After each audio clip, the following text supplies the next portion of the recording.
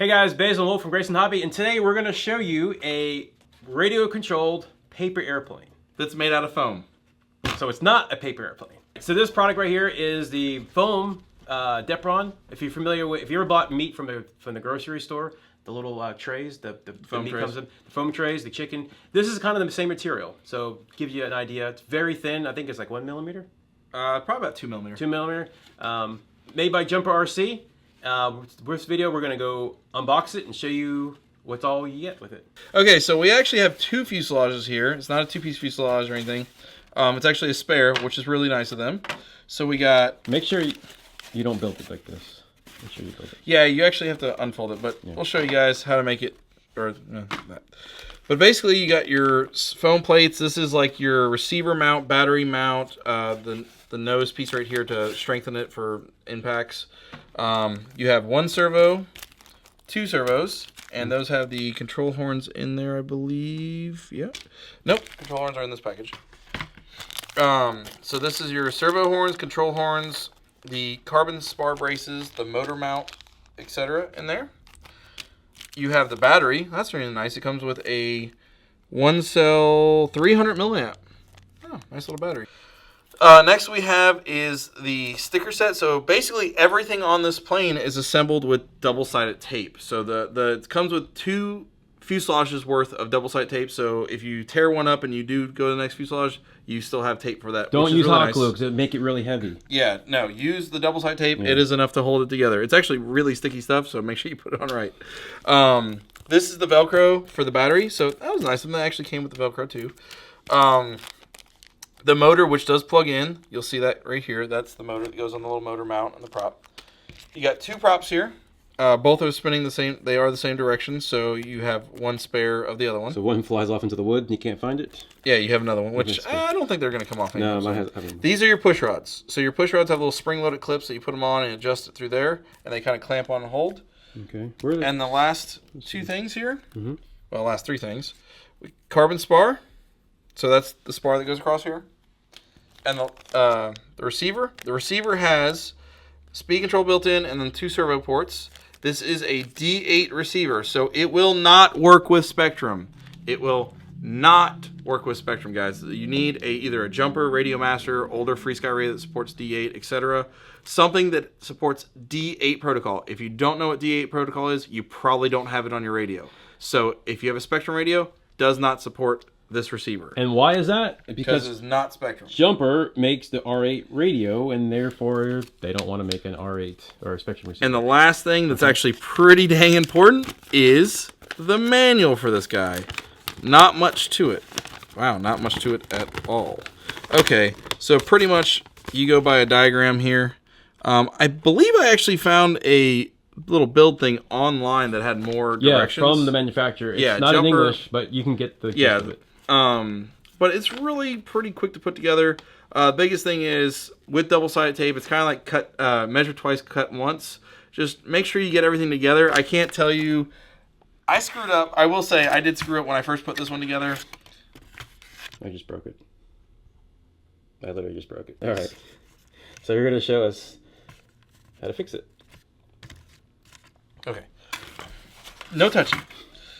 So I will say, guys, one thing I didn't pay attention very much on was the mounts here, and I did put this on originally the wrong way. So definitely just before you stick everything down, before you peel that double-sided tape off to mount it, make sure just do a test fit, line it up, and figure out what you're doing before you tape it. Because the tape is pretty strong, and once it sticks, it doesn't really want to come back up and reuse it. But other than that, it went together very easy. I did notice the way they come folded kind of makes you want to build it, invert it like this to where you can see at the bottom. If you actually fold it the other way, go back and fold it the right way, you'll be able to finish the folding. Fold it, just everything that's folded, fold it the other way. Because I actually built the first one like that backwards. So basically, for some reason, I guess just the way they box it or whatever, it just folds protect out better. the material, the paint, yeah. So are we under the 250 gram weight? Let's check here. So we got grams, 0 the scale. Put this thing, let's put it. How do I put this on it? Here, hold on. Oh yeah, there we go. 23.2 grams. Pretty light. So that means you can't fly it in a hurricane. You can't fly it pretty much in any wind. No, this is I mean, for the price of these things, you're getting electronics. And guys, this is the one thing in my mind when I first saw this. Paper airplane, cool, yay, it's something different. But the electronics themselves, if you're familiar with any of the old little rubber band powered planes from back in the day when you were a kid kind of thing, these are the electronics you could use to put in one of those and make them fly. You're flying a 24-gram plane here, a lot of wing area, but the little balsa jobs, little foamy jobs, I'm not sure how big of a motor this speed control can handle, but if it can handle the slightly bigger motor, maybe one of the little gearbox motors from one of the Park Zone. Maybe you could do 2 in one airplane. That'd be pretty cool. I wouldn't stress the speed control that much. No, you have two complete different systems. Oh yeah, you could probably do that. Yep. But I would say this, the servos themselves and the receiver and speed control, that's worth it right there. Take that, buy one of those little gearbox 6mm cordless motors for like the Park Zone Cubs and stuff like that. You can convert a Gillows plane all day long. So this is a great little project starter right here. This is a great little bundle that, one, you get something that flies. 2, you can rip it apart, take the electronics, and migrate it into something else. This will work with all the RadioMasters, all the jumpers. However, it will not work with Spektrum. Correct. Because this is running a D8, and Spektrums run a DSM2 or DSMX. Yeah. So again, not run with a Spektrum. It's made by Jumper. They make the Jumper Radio, which is a D8, D16 protocol. Well, it's actually OpenTX, but you get the point. Will not work. It's just like if Spektrum or E-Flight would make a product that works with the D8 protocol. Not going to happen. Guys, this is a great little beginner plane to learn. If you bought a radio, you're messing with the simulator, you want something to mess with that physically flies, there you go. It's like $30.